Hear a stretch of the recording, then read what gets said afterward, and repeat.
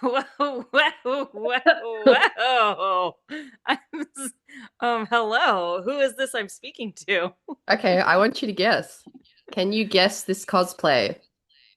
I'm gonna go with Cold Hearted. Good, correct. Jingle These Bells anthology piece. Correct.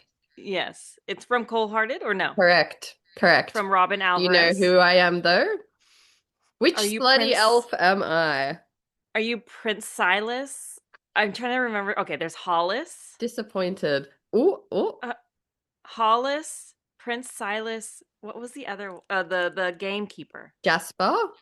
Jasper. Are you Jasper? No, you were closer with your second guess. Okay, so you're Hollis. I'm Hollis with my sage green hair. Oh my gosh, the ears too. I couldn't resist because my Hollis. last costume order just arrived. And I was like, you know what? Maybe I will take it upon myself to dress up as characters from Jingle These Bells and see if you can guess. I mean, you got Ooh. which story it was straight away, so give you props for that. Thank you. Look how Thank long you. my wig I is though. Isn't this hot? look at you. Honestly, Phil keeps telling me I should get wigs instead of dyeing my hair, and you know what? I'm not mad at this. I love that idea. Actually, that's really fun. Yeah, like Moira in Schitt's Creek, which you still have to Yeah. finish, I think. Was that true Yes, in I your do. piece? No. I saw your comment when you were reading my short story, and Yeah. it is true. I have not finished Schitt's Creek. Hmm. Here's the thing. Here's the thing, okay? Yeah. I uh, I don't know if it's abandonment issues or whatever, but um I have a really hard time saying goodbye to things. And Hmm. so I don't think that's abandonment issues. I No, don't know let's what it go is, with okay? that. Okay. That's what I've got. So like when it comes to a show or just anything, Mm. I'd rather just not finish it and then just pretend like we're always still going to be together. Like I'm always going to, I have time. I'm going to find it again or we're going to finish it someday, but it's still with me. If that makes No, any I sense. know. It does make sense. And you did make me aware of this. Oh, Okay, yeah. I hear I'm echoing back in the mic. Can you hear it? Oh, that's good. Oh, okay. Maybe it's just that I have my headphone near this microphone. Maybe. It's so bizarre. Should Maybe. I I take don't this know. off? Can you not take me seriously N- like this? no, I think you have to keep it on. I think you should just walk around with those ears from now on. I can't do it. I can't take myself seriously. Also, the oh dear, I should have kept it on.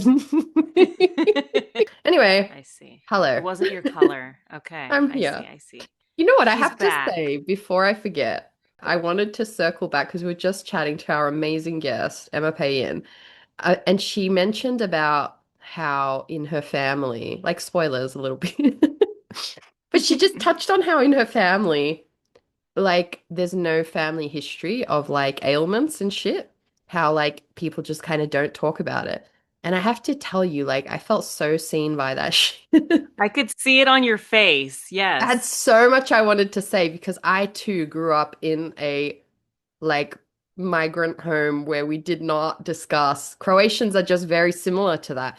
You just don't talk about your health unless you're dying and you had to, like you were on your deathbed. So like just to give you an idea, okay, like this, I'm going to tell you now some random things from my childhood. This is the first one that comes to mind. Like when I had a fever, we wouldn't go to the doctor unless, like, again, unless the parents were super worried. We put potatoes on our feet.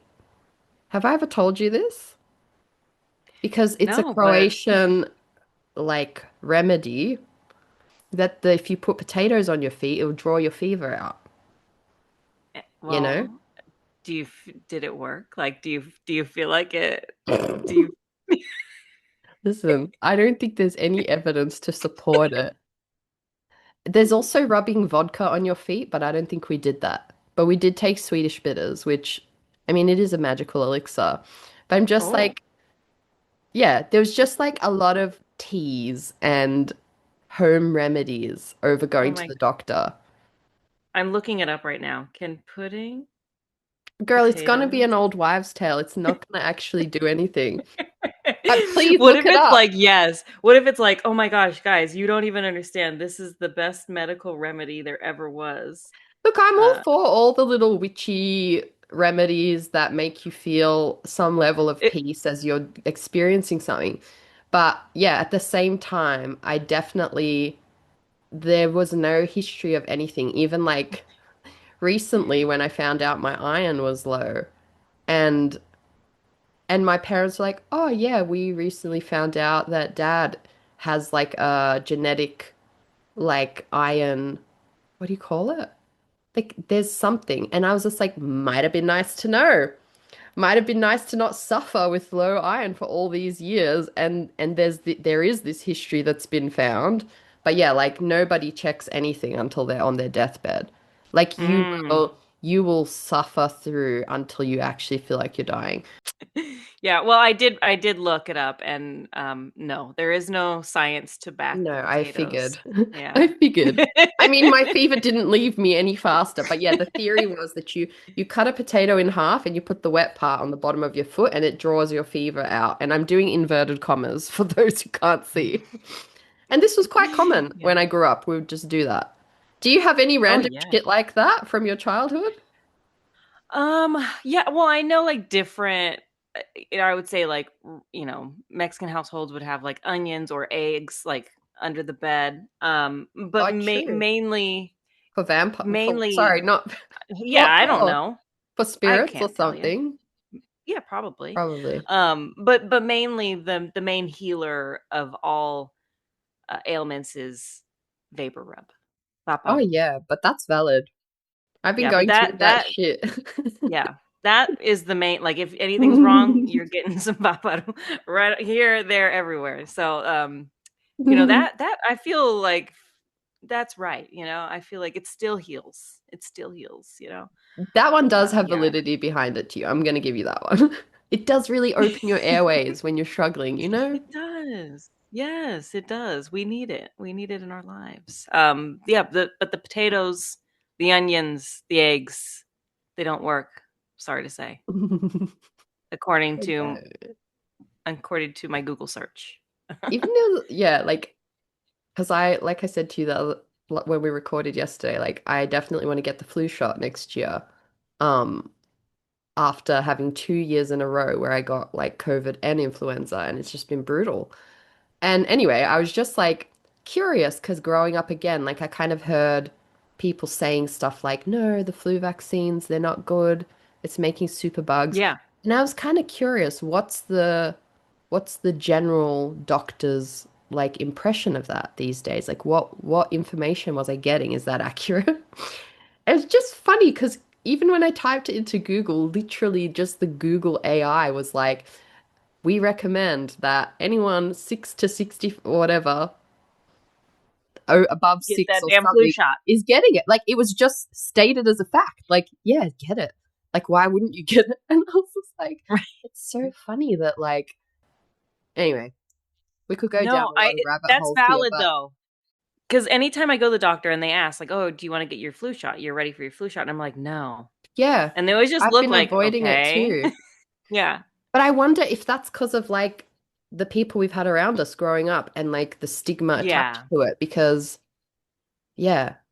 No, it's true. Like I even think of my in-laws, and it's kind of trickled down to even to our kids, which maybe is I don't know, but like they're always like, don't take any kind of like don't take Tylenol, don't take aspirin, don't take ibuprofen if you don't need it, because you don't want your body to like get used to it. So they're like, let your body heal itself.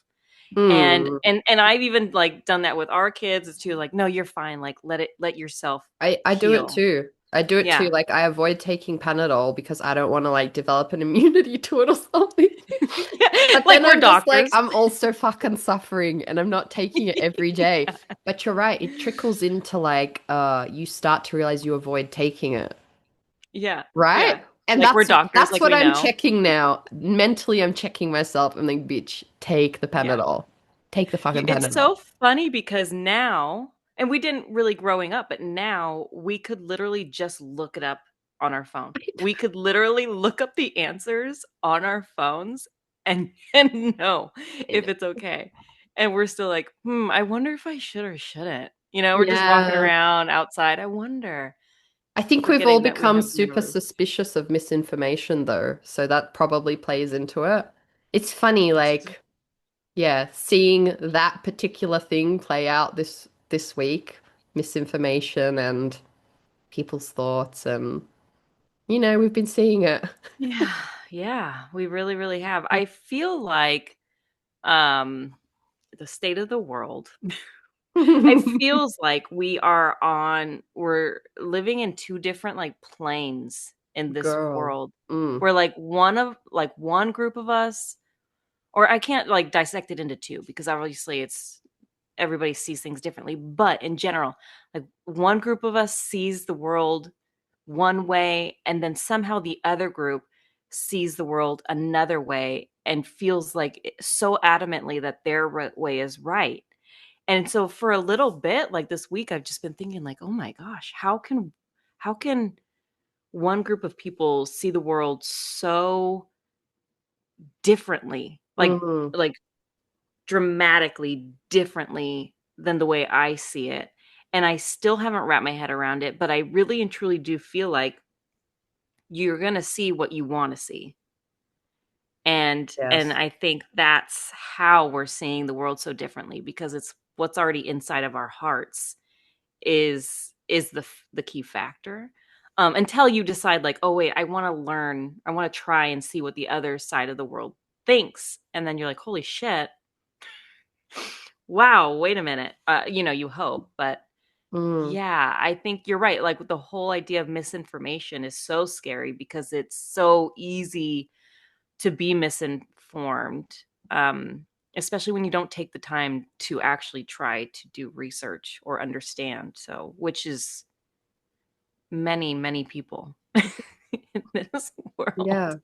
I think the scariest thing is when people are convinced that they're right about something and they don't, they I've had like a head-on encounter with this week, and it's kind of like reminded me why I'm so grateful. And I genuinely use the word escaped because I do think my mind was enslaved by religion. The way it is set up to loop you back into the system, in particular, the more conservative religion I grew up in, is actually frightening to me. And I do see how it happens. And I did actually encounter this. I tend to stay away from political debates and stuff. Like I really don't see the point in like sometimes you just feel like banging your head against a brick wall. There's a lot of Hmm. misinformation out there. I generally just try not get involved. But yeah, as we know this week, like something shocking happened, and but what shocked me afterwards was the outpouring in Australia from, in particular, the religion, Adventism, that I grew up in, for this person. And I was baffled by it. I was so, like, baffled by where it was coming from because everything I had seen of that person to date was, like, quite concerning views. Hmm. Now, that aside, no one deserves what happened. Like, that's Right. fucking shocking and horrific. And it shouldn't have happened. But at the same time, I was like, it came into my feed like a family member posting like this glorious image with like the sun behind it. And it was like, it was a quote from a song: "To live is Christ and to die is gain." Mm. It's like, I.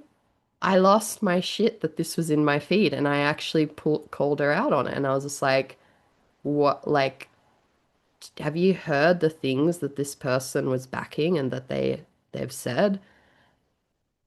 But what followed after that was like such an odd, loopy conversation that just kind of wound back on itself. I was like, this is why I never engage, because when somebody is so convicted of their truth and they've been taught to see any attack on that as the enemy, you kind of can't reason. Yeah. with them. Like in fairness, she tried to be I don't know, she wasn't like completely like aggressive and attacky, and I came in hot. I came in hot because I was like, why is this in my feed? And I was surprised that somebody that I like as a kid used to look up to would be supporting somebody who I had heard, and I just didn't get it. Like for me, ultimately, what happened is horrible, blah, blah, blah. But I was like, why is this in my feed from a family member in Australia? And I was like, and most tellingly, like, why haven't I ever heard these people talk up on anything else? There's been, like, people are devastated by it. It's devastating, but kids are dying like this in the States every fucking week. Why haven't Yeah. I heard these people talk about that and just this one person? So that led me to feel like it's obviously been something that's been pushed in the church as like some wise, glorious young leader. And I was just like, but yeah, when I encouraged her to like think about like why was she posting this? What was her interest in this? She kind of just wound up looping the conversation back onto my being an atheist, and she couldn't believe that how she tried to use that language of like, you're a smart girl. I'm sure you've worked out some way to like, and I was just like, if you want to go there. But yeah, it's been interesting. It like you said, like I struggle to understand. I've actually been looking up reels from the other side to try understand how are they rationalizing this stuff? And Yeah. even when I looked it up and I heard like the mental gymnastics that people try to do to like make it make sense, I was like, but I still, what my ears heard feels like a problem. You know, it feels like hate, whether you want to dress it up as this or that or the other. It still feels like it was coming from a hateful, divisive place, you know? Sorry, Yes. I got a bit ranty No. just then. I just was very surprised that it also made me really convinced that, like, if nothing else, I was like, yeah, I'm so glad I was found the Yeah. strength to walk away from my upbringing. And Yeah. it wasn't easy because they get you deep. They teach you to treat any question outside of that as an attack, as like Exactly. the devil, literally anything outside of your teachings. And so that's why you kind of can't have a proper conversation with them because anything outside of the religion is Satan. I was Yeah. probably Satan to her that day. Well, for sure. I mean, look at you. No, but I no, I but I see it like it's you're taught that like the devil is constantly coming for you. Yeah. Evil is coming for you, so you need to be a warrior. Mm, And if anybody goes against what you have been taught, then that is basically the devil or opposition attacking you and you become a martyr yourself. Um to me, I'm not an atheist or I don't know what I am. yeah. But I am no longer part of the church. I was part of the Pentecostal church for like high school on out for a while. Came out of it. But what I will say from this whole situation is that it showed me that is also a division within the Christian church in particular, Yeah. where there are to me there are people that are followers of Christ. They're followers Mm. of Jesus. They want to learn to be like him. They want Mm. to, listen to his teachings, the teachings that we found in Matthew, Mark, Luke, and John about reaching out to your community, about being good and kind and compassionate, about caring about the immigrant, about caring about those who are below you. There are Yeah. those sort of Christians. Um, like my older brother and his wife are those people, and they're so amazing. And Mm. never, ever have I felt like they don't love me the same or don't treat me the same because they truly do try to follow in Christ's footsteps of being good. Like Mm. they love unconditionally. It doesn't come with a, but you have to be this, this, and that for me to love you. Where we're now seeing, in my opinion, Christians, white Christian nationalists in particular, that use their faith as a weapon. They Yeah. use it to as a shield, I suppose I should say, to cover and to hide behind their homophobia, behind their racism, behind Mm, all of the things that they truly are maybe in heart, but and now can use it as their shield, like I was saying, yeah. because you can't say anything to them. You can't tell them this is wrong or this is not a good way to live, because now they're taking it as, oh, you're attacking my faith. But Mm, really, if you really truly cared about your faith, then you would really and truly read the teachings and look at the works of the person that you follow, which is Jesus. And he would not be that guy. He would not be, he would, in my opinion, in what I've read, because I have read the Bible several times, he isn't that guy that you think he mm, is. So again, I think there's just differences. There are people that are really and truly good and try to follow the Lord and their uh teach in his teachings, and then there are those that use it to weaponize their hate. mm, And I think that has been like the huge shift in this country in particular, where their hate now is accepted because it's mm. also accepted by the church. Not all the churches. Like I've seen a lot of churches speak out against like the hate and everything, but like the big ones, you know what I mean? Like they're there in the thick of it. And and it's really kind of not kind of, it's really gross. It's Yeah. disappointing too. So yeah, that's my whole spiel. Like I've just been thinking about it a lot, because Same. how can you can't really call yourself a Christian if you're not reading what Christ was doing. So Yeah, again, in that's my it. opinion, I think the problem is that a lot of the Bible is problematic and nobody wants to yeah, address that. Like, sure, if you follow the life of Christ, you probably will be a great Christian. But unfortunately, like a lot of the Bible is horrific. yeah, And a and lot of was written by men. and You was know, I written mean, by men who were trying to control things. But yeah, and yeah, like unfortunately, some of the extremists are born by trying to follow this thing to a T.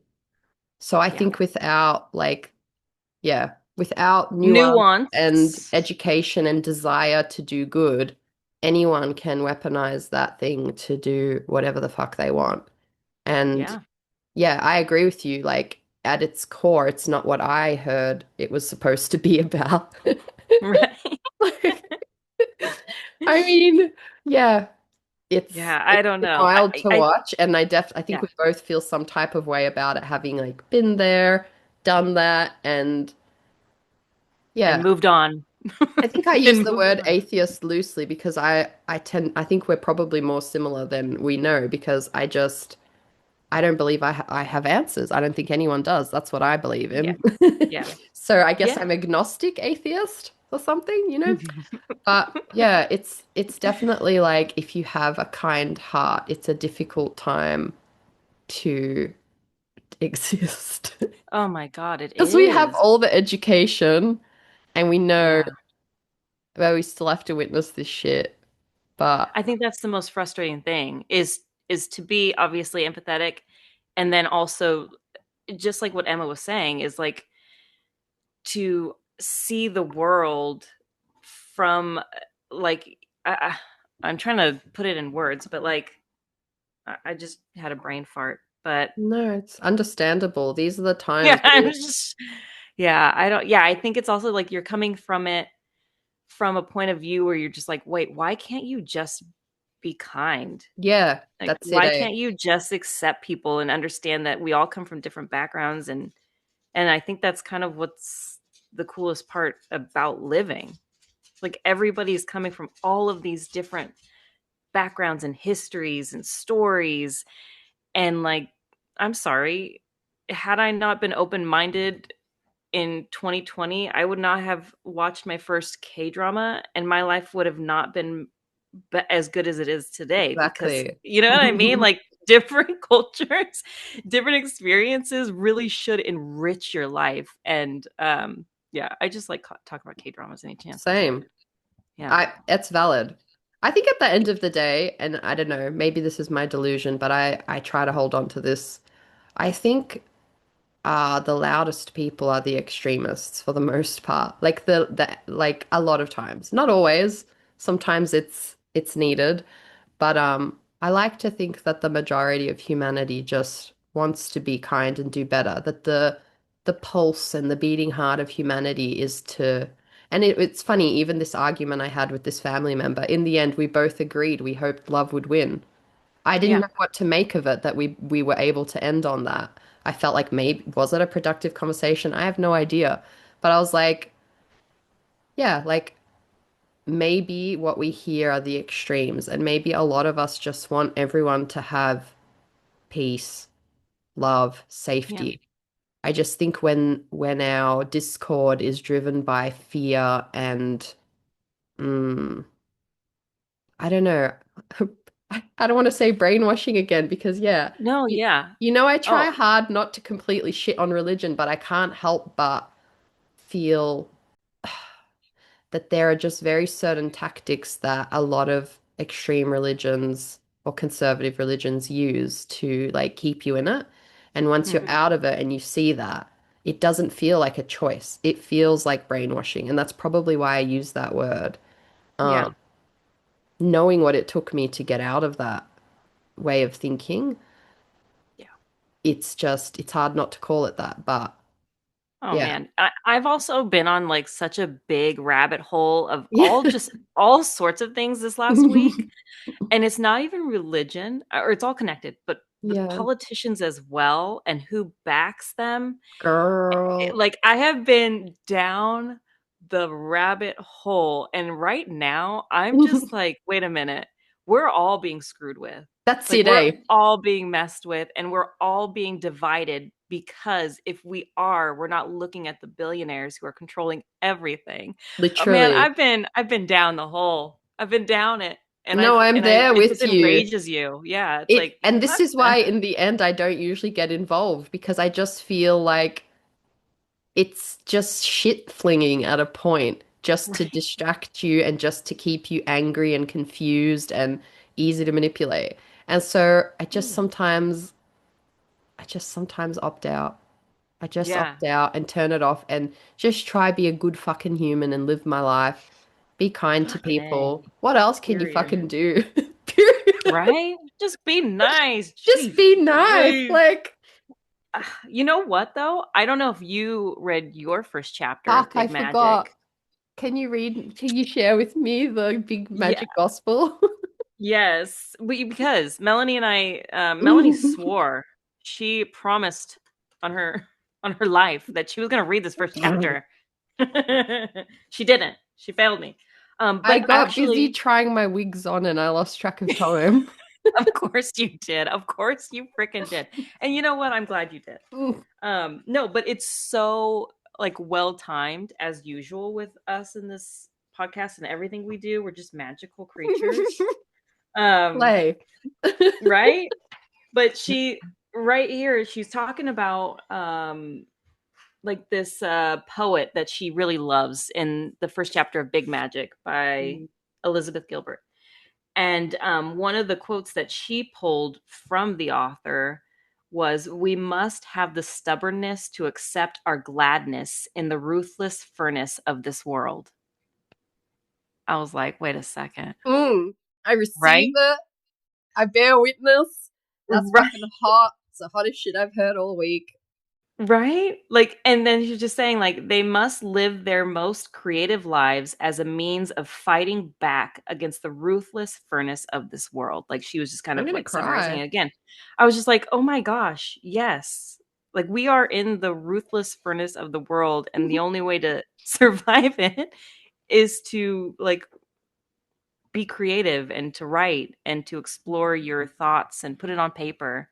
And that's a very brave thing to do, like when you Mm, are feeling so low and like so confused with the world around you. So shout that's out it, eh? Big Magic.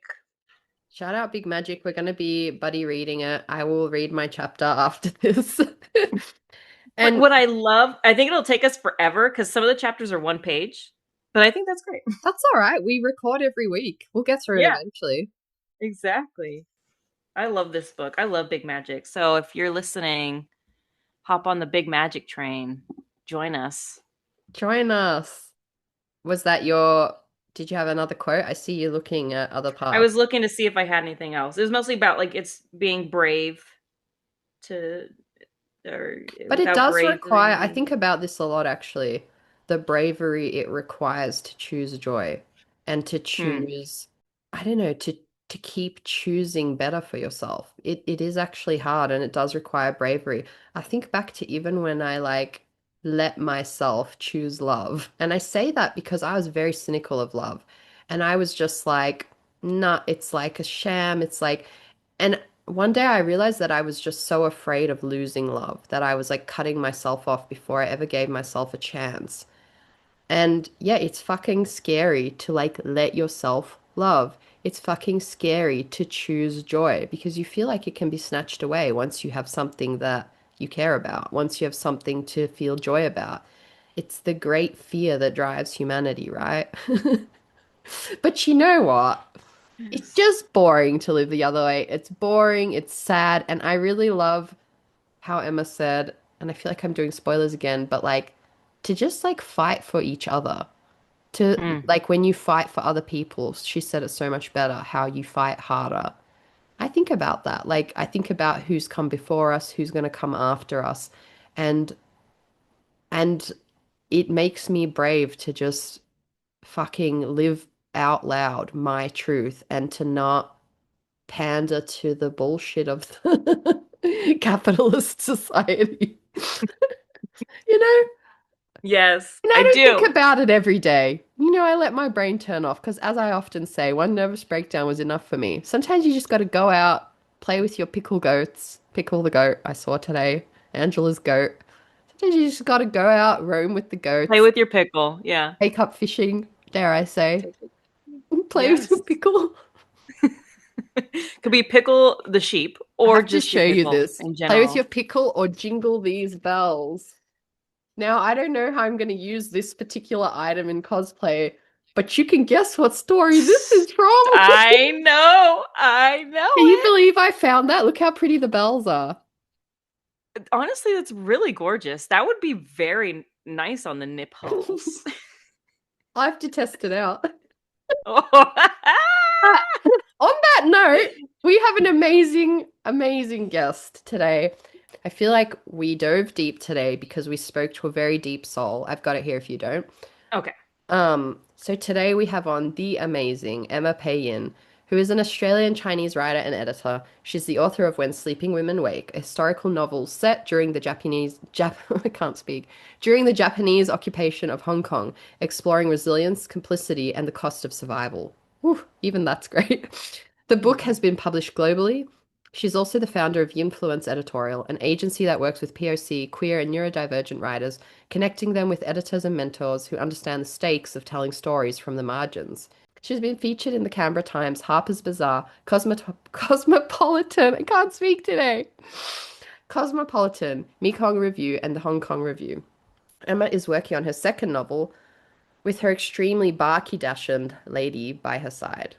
We're just so lucky to have had Emma on today. As per usual, we're cackling at God knows what, and we can never collect ourselves, but I wouldn't have it any other way. Hello! Hi. I was just bragging to Melanie because she's got your beautiful book behind her. The cover, oh my gosh, so amazing.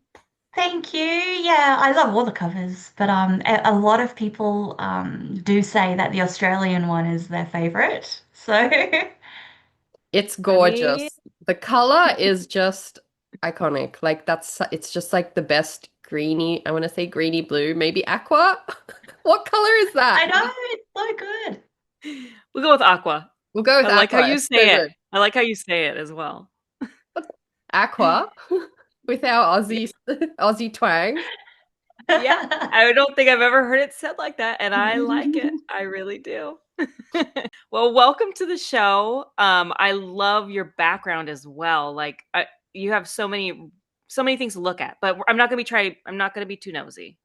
It's But okay, it's as the there. show goes on, yeah, you got some good stuff back there. Mm. But yeah, we're really excited to have you on and chat all about your writing journey, your book, just all the things. And Mm. so, thank you for taking the time, the proper time, as as I thought I was so clever in scheduling in Aussie time, and I was completely off in my timing. So thank you for being flexible and rescheduling with us. I appreciate Oh my gosh, of course. I feel it. like when daylight savings happens, you're in Canberra though, right? I feel like you guys don't have daylight savings, is that right? We do, but I don't notice anything time related ever. So Fair. Because I was like, oh yeah. my God, what if I like accidentally, after all of that, rescheduled it at like the I don't know, other parts of Australia, but I guess Canberra is part of the Melbourne fold. Yes, yes, we are. Well, good. See, we're all learning stuff today, and I'm happy for it. It's good for us. Well, okay. Speaking of learning things, let's get right into the juicy questions. Which our favorite one is: what is the strangest thing that you own? Do you know what? Like, I was trying to think of something because it's such a good question. And I literally was like looking around like my apartment, which is very small, so it didn't take long. And I was like, what is the strangest thing I own? And I genuinely couldn't think of anything that was strange to me because everything I own either has a meaning or a purpose behind it, right? And I even asked my partner, I was like, what is the strangest thing I own? And he's like, you have a living boyfriend. And I'm like, okay, well, I'll think about whether or not I say that. But then I love that. I love that. But then I started thinking about, what are perhaps the more non-physical things that I might own? Because it's something that I've spoken a lot about throughout the book tour in Australia is how, occupation and war really carries through generations. And so I do feel like I now own a lot of the silences, a lot of the despair, a lot of the trauma that my ancestors experienced, because a lot of the times when people do suffer through war, they don't get to then live this comfortable life after it ends, like Mm, even if liberation comes, they're traumatized. And I feel like that kind of just bleeds through the next generation and then the generation after that. So I think maybe then the strangest thing I own is the silences and the pain from my family. Oh, girl. that yep, that's good. That's deep. Now, Yeah. thinking about that, like, do you Mm. find yourself living differently? Like, being conscious of that? So conscious, especially what's happening at the moment in the world, Mm. I feel like in the last couple of years, especially in the lead up to the publication of the book, I've been more alert, more attuned to like exactly what is happening. And it's really sad to know that even though I've written a historical fiction novel, pretty much all the experiences and things that I've written are occurring today. And Mm. yeah, it's really, it's not the best of experiences, to be honest, but yeah. Mm. I feel this in my bones. I was just like kind of staring at the wall this morning, thinking, like, you know, I feel like I grew up just thinking this is history, right? Like, surely it's history. Hmm. Surely we fucking learned, Yeah, last however many times. And I was just, yeah, baffled that uh, even with that education, that some people just don't see it. they Like don't. the repeat Yeah. of the shit. Yeah, and then it's us, it's people like us that have to carry that pain through Mm. because we have the understanding of it. And once you have the knowledge and the understanding, you can't unsee and unfeel everything that you've learned. And so we are the ones that wake up in the morning and feel like we need to stare at a wall, you know, Mm, just to kind of regroup ourselves and just be like, what the hell is actually happening in the world? Mm. And yeah, and that weighs on us. Yeah. Yeah. yes. Oh my gosh. Yes. And then especially like as storytellers, you know, we learn these things or we live them, we experience them through our family members, whatever the case may be, but as storytellers, we bring that into our works and then get to breathe that into other people's lives as they read our stories. So it feels like a burden, but it's also something, and I don't know if it's like the universe or whatever it is, but certain souls get to have that burden and get to Mm, have the opportunity to write stories like yours, and it's so powerful. Like I often think, because my grandfather was a poet and a writer, and I often think about when I'm writing, like he's right there getting to watch me experience, you know, a new sort of generation getting to read works, but it's all from him and from his ancestors, and it's all kind of funneling into what we're reading now. And I think there's just something so powerful about being a storyteller, especially during these times, mm, because it's so easy to give up and to lose hope, but our writing is kind of is the protest, it is the hope on page. So I just really love what you had to say, right? Like it just hits. Yeah. It's especially now. Oh my God, it just hits so hard. yeah.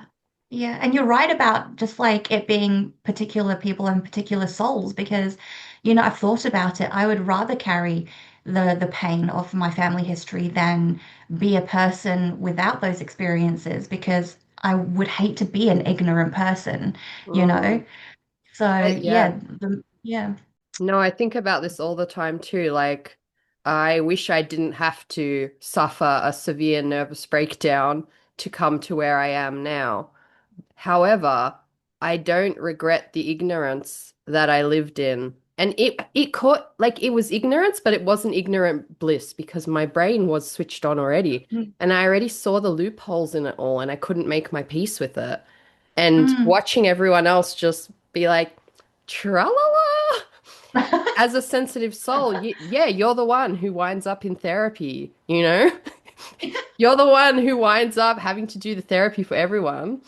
But yeah, Yeah. it is I wouldn't say I'm grateful for my nervous breakdown in any way, but I'm grateful my brain challenged the box that they tried to put me in, you know? Mm. Yes.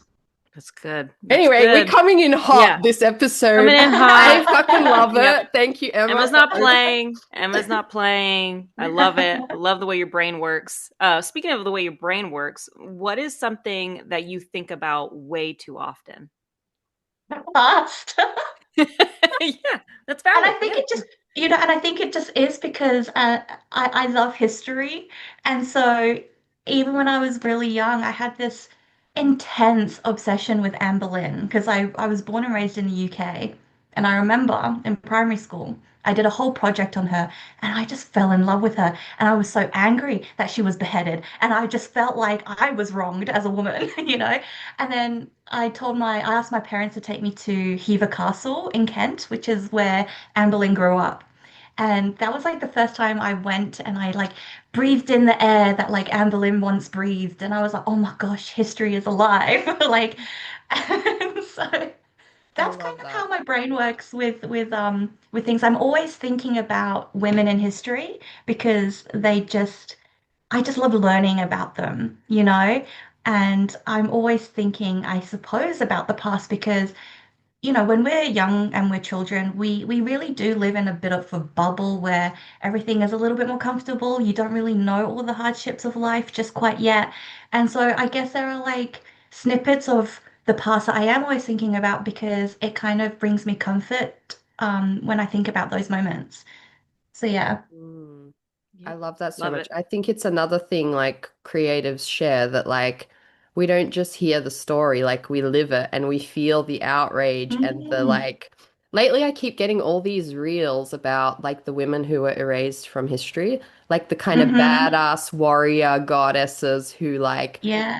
you know, the patriarchy didn't want us to hear about, you know, the warrior spirits with like they were taking people down and fighting for justice. And yeah, it's wild to think that it's just been hidden. Even like how they try to erase like queer history. It's like something you Oh. hear like conservatives say a lot, like about, you know, oh, this is all something new, like all this neurodivergence and all this queer history. I'm like, it's as old as time, mate. You've just been erasing it Hmm. as long as time. Yes. Like, well, Because not history even. is always written by the victors, and they're usually the assholes. So, Mm, Yep. yes. Yep. Usually the assholes. You know what I mean? Mm. That makes sense. Yes. Oh my gosh. Yes.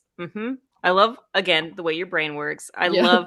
I love history as well. So like I'm super nerd. Anytime we go anywhere, I'm like, "Oh, like can I read this plaque, about about the people that lived here in the 1800s?" It's my favorite thing because it really is. yeah. You think about it, like we often say we're living in history right now, and so it's wild to think 100 years from now what the hell they're going to say about us. It's kind of actually rather I scary. know. It might be a little Yeah. embarrassing right now. um but back If to it's not you. erased, you know. Right. Yeah. Yeah, it's all going to be exposed, it's all going to be out there, well, hopefully. Anyway, back to you. Have you always known that you wanted to be a writer? I think so, yeah. I mean, it started when I was in year six, and my mum picked me up from school one day, and we went to the shopping mall. And in the UK, I don't know about Australia or the US, but in the UK back then, like in the 90s, we had Disney stores. So you could like go in there and like buy all the plush toys and and my mum was like, "You've been good this week, so you can have one thing." And I was like, "Oh my gosh, like this is crazy." Like, okay, so I ran towards the only thing that I related to, and it was a Mulan diary. And it was Cute. like, I think the only reason I went towards it was because I saw, oh my gosh, there's an Asian girl. Like, that's like me. Um, and then that's when I guess my love for Mulan came about because then my mum was like, oh, this is Mulan. Do you know like her actual story, this and that? And, I learned it from my mum. And so I didn't really have use for a diary in year six. It's like, dear diary, today I did nothing. So it wasn't until like I guess towards year seven where I really started to like scribble down my feelings because it was also during that time where I had more family issues come up. And, we were just on the cusp of leaving the UK and moving like all of us to Hong Kong. And so that's when my feelings really exploded because I was like, oh my gosh, I have to like leave the place that I grew up and leave all my friends. How could I leave my friends? Like they're going to be my friends for life. Like, how could this happen? And I started writing and just scribbling my feelings. And I think that's when I realized that you could put feelings into words and that it wasn't something you could just physically feel, it was something you could express, like in a sentence.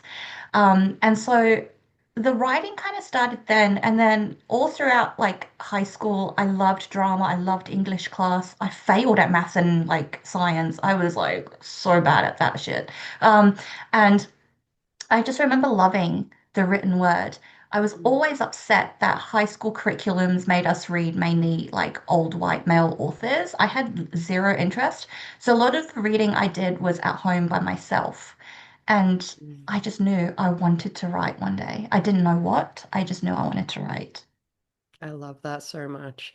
I love just like hearing everyone's journey and like just that early, like it just came out of you, just the all the feelings and finding a way to express. Was it all into the little Mulan diary? Did it all go into that? Yeah. Yeah. Which, by the way, my mum chucked out when we moved to Hong Kong because, No. yeah, my mum is like who's the person that like always says if it doesn't spark joy, throw it Oh, out? Marie Kondo. Yeah, so my mum's like that, but like 10 times more OCD. So like if my mum could have things her way, we would just live in like a glass house with no furniture. Um It's like that's just how she is. And yeah, we packed up everything into boxes, and I was like, okay, so I'm assuming my parents will pop this onto like a boat, and that'll be shipped over to Hong Kong. And no, it was like shipped to the trash, to the tip. No. I was like, bye, my whole like childhood. Oh, Rest in alas. peace. Yeah. Yeah. Maybe someone Oh found man. it and they were inspired. I love that. You never You never know. You never know. know. You You Well, don't. never You could know. have inspired an angsty teen yeah. somewhere. Well, I want to know a little bit about your publishing journey. So we started with Mulan Diary. How did we get to here? Oh my gosh.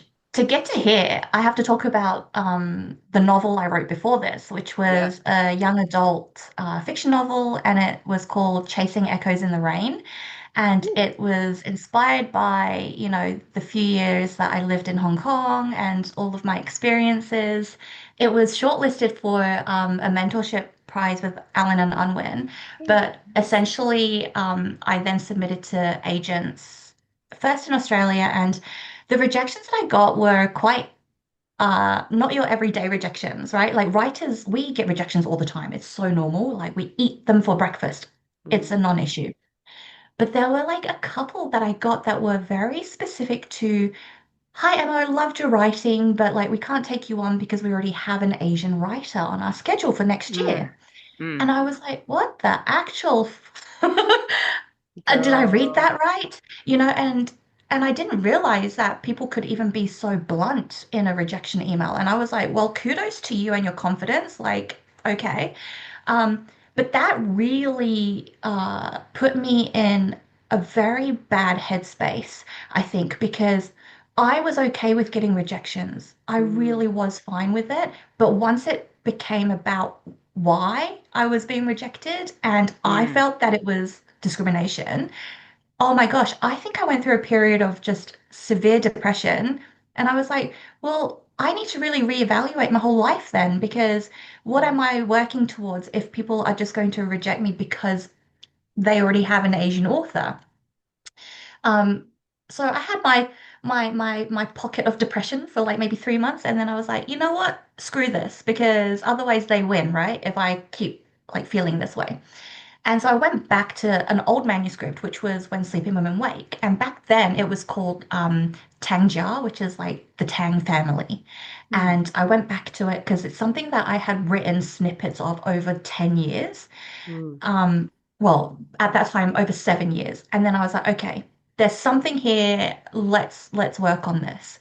And then I've always loved history. I went back into research. I went back into reconnecting with my grandparents, and yeah, then I finished this manuscript, and then I was scared shitless to submit mm, again.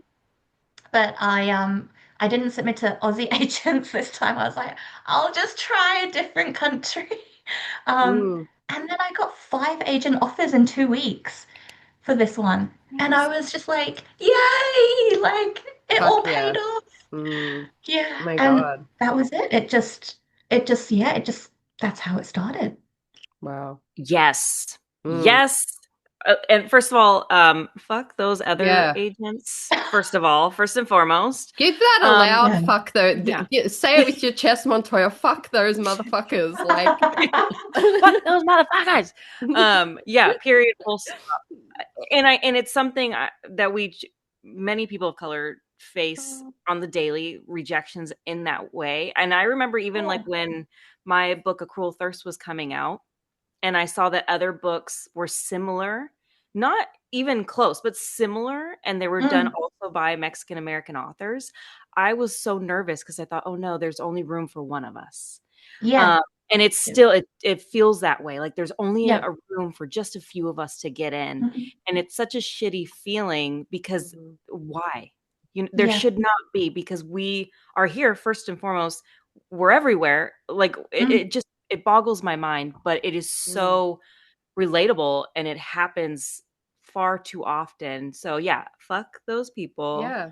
Yeah. And, you know, the only reason we feel that way is because we're made to feel that way by this system that they've created themselves, you know?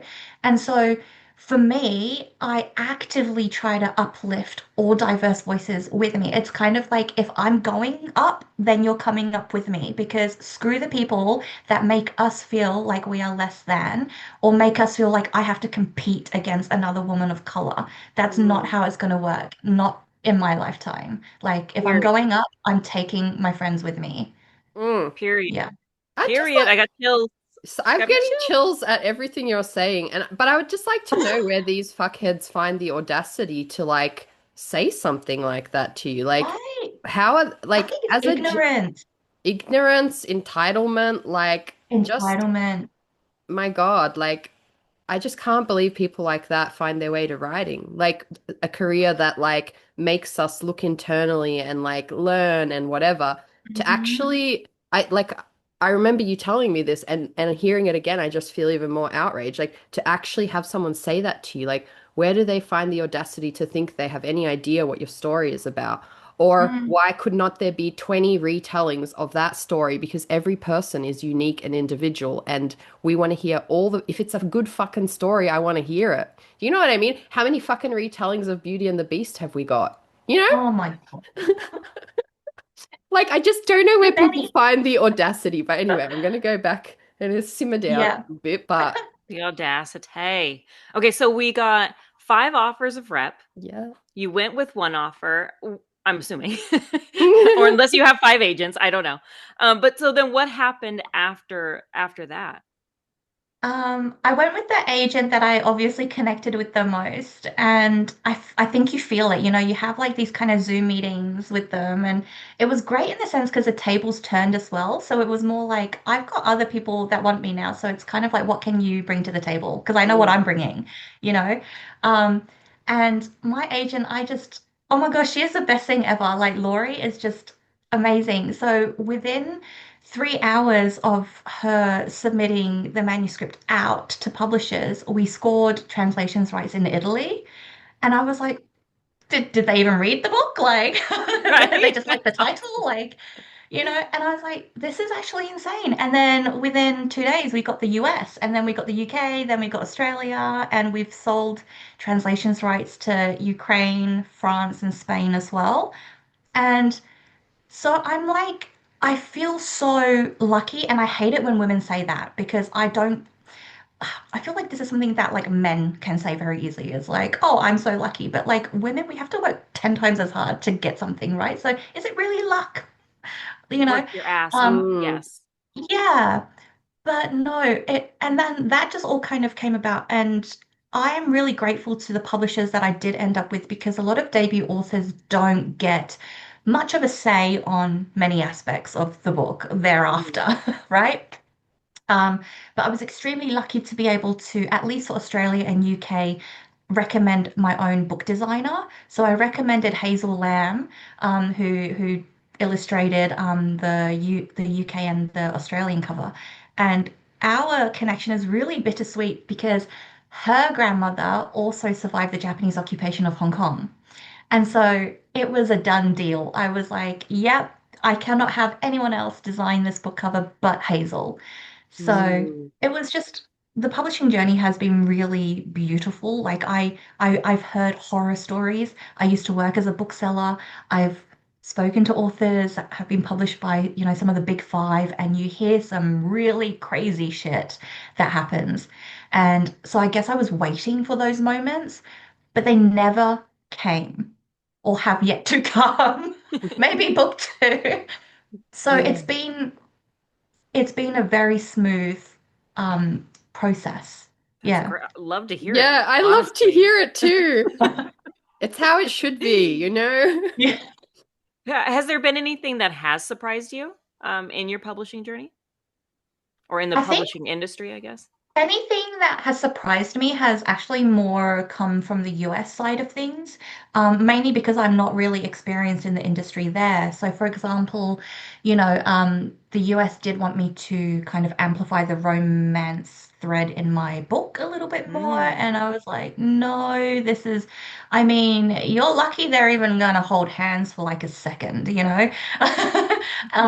Just romance is really not the key thing for me, at least not from a physical side of things, which is what they were asking for. So Mm, that surprised me a little bit. Um, and then I guess in regards to like other things that have surprised me is just to kind of circle back to what you were saying about like that's that feeling of competition, right, amongst other like similar writers to yourself.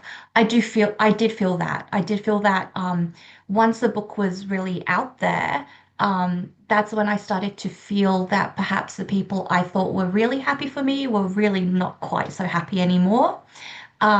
And I think it's really sad because I really just want to be friends with everyone that is like a good person.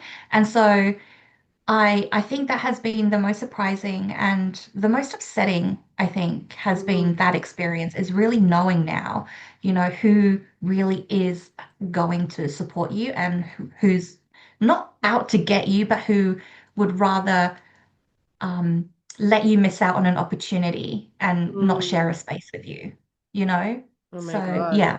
Thank you for sharing that. That's very like raw and very real. And I think, yeah, like it's a kind of scary part of the industry, not knowing who's Mm, actually cheering for you and even like just the ones who there's people who will say your name in a room even when you're not there and they just want to see you mm, succeed. And when you've yeah. had friends like that, the other type is so shocking that like you Yes. feel like they'll minimize because it's like it's their own insecurity and they're threatened by that Mm, or they're afraid or whatever. But the way it manifests is really like frightening to me, a frightening side of hmm. humanity because you become a bit more cautious what you You tell do. who and who you trust with what. But Mm, I appreciate you sharing yeah. that because it's like these things that we all experience, but yeah, sometimes you feel like you can't like I don't know. Mm. Yeah, Yeah, it's And I that just love scarcity the mindset, yeah. That scarcity yeah. mindset is real.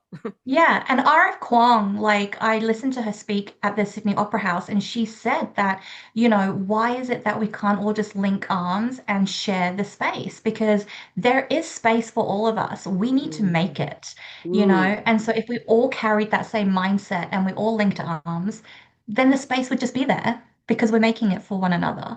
So I'm hoping that that changes over time as well. Girl, I Yeah. love Well, the it's way conversations like this, mm, that really just opens that up. Yeah. yeah, I just love the way your mind works and I love your ability to verbalize things. And I just have to say that the way you verbalize things it just sits like a neat Lego slotting into my brain. I don't know how else to I explain that. love Lego. Yeah, your words are slotting like Legos in my brain. So thank you. Well, I Little want to know a little bit about you're not just a badass writer, you also are the Yinfluence Editorial Master. Can you tell us a little bit about that? Yeah, that's like my little baby, still growing. And yeah, so it kind of started when I was looking for an editor for myself, like many years ago, for When Sleeping Women Wake, and my YA manuscript. And I remember Googling Asian Australian book editors. Just, and I couldn't find a single one. And I found Mm, one, but she works for a publishing house already. So she is contracted to just do work with them and she's not allowed to freelance. Um, and so I went with an editor that I did connect with. But you know, it made me think, why are there no women of color editors that I could find, And so when I was halfway through my creative writing degree, I decided to do all the remaining electives as editing and publishing because I wanted to learn more. And then I was like, okay, so I guess there isn't an Asian Australian editor that's freelancing at the moment for fiction. I will be that person. So I decided to go and do that and then do several more courses with AWC in editing. And so for the last few years, I've been working on some really wonderful manuscripts. And one of them is with Emma Warrender, who is mixed race, and she has just signed a contract with Hachette. So her book is coming out next year. So I've worked with some really wonderful people. I've connected with some great people. And then Yinfluence expanded then very recently because one, I don't have the capacity to really take on the kind of projects that are coming in. But then I don't want to turn anyone away because I don't want them to feel like there isn't someone for everyone. Mm, So then I started networking and just trying to find industry professionals and editors that had the skill set, that were qualified, that were people of color, that were queer, that were neurodivergent, because that's what's missing. That's the gap in the market that I see. And yeah, and I've built a beautiful collective of really, really great-minded people. And yeah, we are taking on manuscripts and we're just rolling with it. Hell yes. amazing. I love that you saw something that a place that was missing and you decided to fill Mm. that spot. I think that's so powerful and amazing. Yes, we're feeling the influence upon us.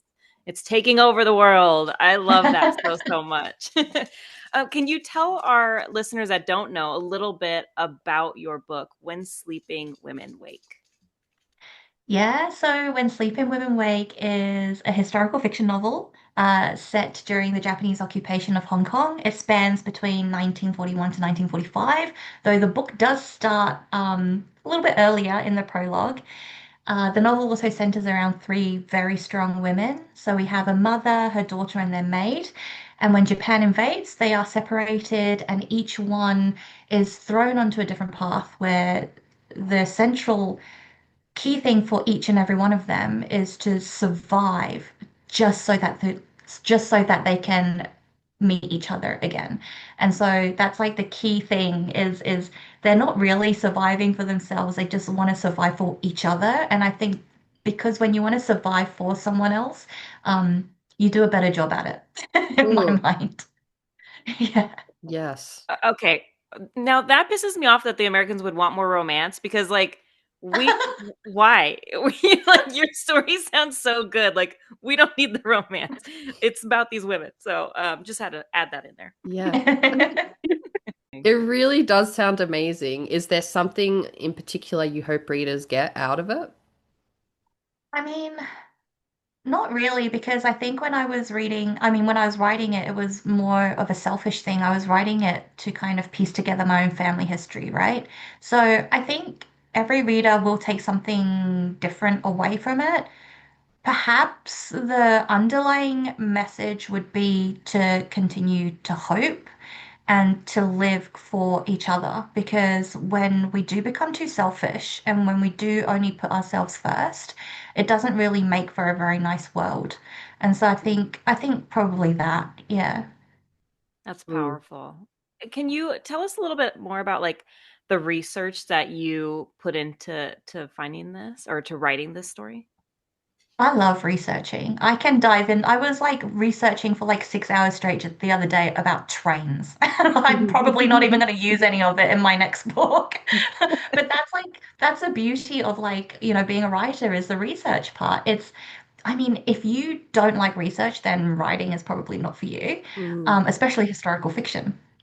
Um, I was able to get a lot of like first-hand accounts of what happened to American, Canadian, and British civilians that were stationed in Hong Kong or were living and working in Hong Kong at the time. And so a lot of them were interned at various camps by the Japanese, and they were prisoners of war. So there's a lot of accounts for that. I think one challenge for me during research was trying to find the Chinese woman's voice during this Mm. time. Because one, Chinese people don't really like to talk about personal things generally. I mean, even with a lot of families, we don't even know if someone has a health issue. So, like some of my more Western friends might be like, "Oh, breast cancer runs in my family. All the women, all the men are aware of it. Everyone knows to get tested every few years." Whereas in a Chinese family, it's like, "Who's got what?" No, no one knows anything. Mm. So you kind of like when you go to the doctors and they're like, "So what's your family medical history?" You're like, "I don't know, like anything." Yes. So yeah, and so the research I think was really hard to find that first-hand account of a Chinese woman's voice. So I really had to just kind of dive into then Chinese men's experiences and the East River Column resistance, and their experiences. So a lot of it was creative liberty, but writing strong women is not difficult, like because we exist. So it's not like I didn't have inspiration to draw from. Like I drew from my auntie, my mom, my grandma, all the women I've met before, like. we are out there and every woman has a particular strength, right? So even though I couldn't find it in history, I found it in the people around me. But then I did get really lucky. In 2015, the South China Morning Post, one of their journalists actually found a living member of the River column resistance who was a Chinese woman.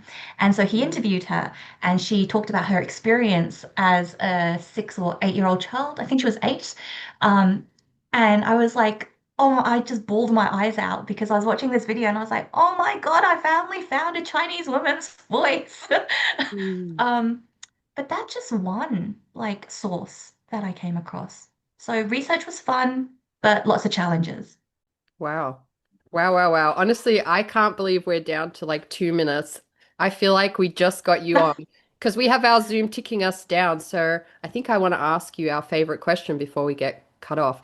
Is there something you wish you could tell a younger version of yourself before setting out to do all of this?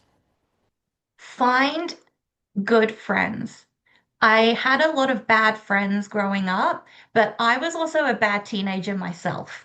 I think, and it's so hard. You can't really say to a teenager, like, oh, maybe you should do this because they're like, shut the fuck up, grandma. Like, Mm. but truly find good people. If I could go back in time, go back to high school, I would throw away the friends that I had, throw them in the bin, and I would go be friends with the really, really like nerdy kids that just only wanted to study because I wish I did better Hmm. for myself. Yeah, on Mm. many levels. Yeah. Yep. Mm.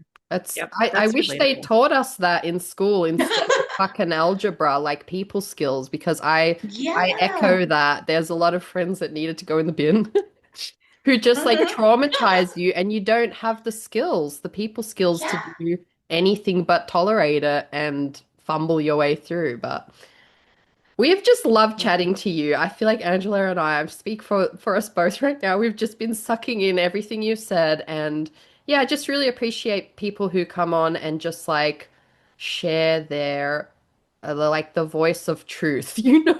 Just like honest, no bullshit. I just adore you, and yeah, I know our listeners are gonna just really resonate with so much of what you said. So thank you. Thank you. Thank you so much for like having me on. And thanks for what you do because yeah, it's good. Very good. Oh my gosh. The pleasure is ours, honestly. Yeah, our listeners are going to love this. They're going to love you. And I can't wait to read your story myself. So thank you for joining us, really. Thank you so much. It's going to cut us off any second, but yeah, I hope you have a wonderful day. And yeah, everyone look out for this amazing book, When Sleeping Women Wake, and look out for Yinfluence Editorial because it sounds like that's where it's at in Australia. Come on. Period.